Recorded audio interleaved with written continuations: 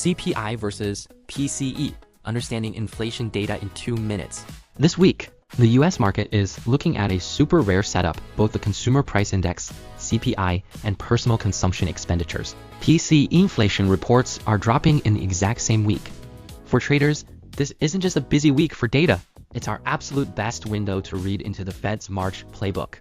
So, since they're both inflation indicators, what's the real difference between CPI and PCE? Why do we need to keep a close eye on both? Today, DBG Markets takes 2 minutes to break it all down for you. The core difference is all about what and how they actually measure. Simply put, CPI tracks how much you paid, while PCE tracks what you actually consumed. The Consumer Price Index, CPI, looks at a fixed basket of goods and services that you pay for straight out of your own pocket, like the groceries you buy, the rent you pay, and the gas you pump. But the personal consumption expenditures, PCE, casts a much wider range. It includes things paid for by third parties on your behalf, and also adjusts for changes in your actual spending habits.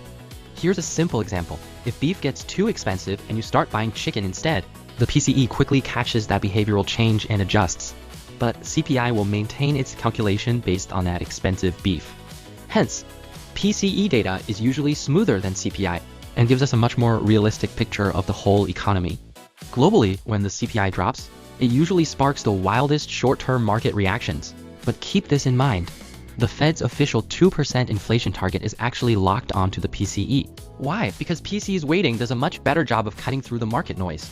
So when you're looking at US inflation data, you have to understand this logic. CPI is the market's first emotional reaction, while PCE is the ultimate referee that truly decides the mid to long-term path for US interest rates. If CPI runs hot but PCE stays flat, the Fed probably won't rush to hit the panic button on tightening. But if both come in super high, hawkish pricing is going to instantly go through the roof. That's why keeping a close watch on both is important when looking at US inflation data this week. CPI will usually be the first to kick off market expectations around inflation and Fed policy, while the follow-up PCE will decide if those expectations actually stay. Finally, let's do a quick wrap-up. Both are incredibly important inflation gauges, but if we had to strictly separate them, CPI is the market's reaction indicator, while PCE is the Fed's action playbook. This is DBG Markets. See you next time.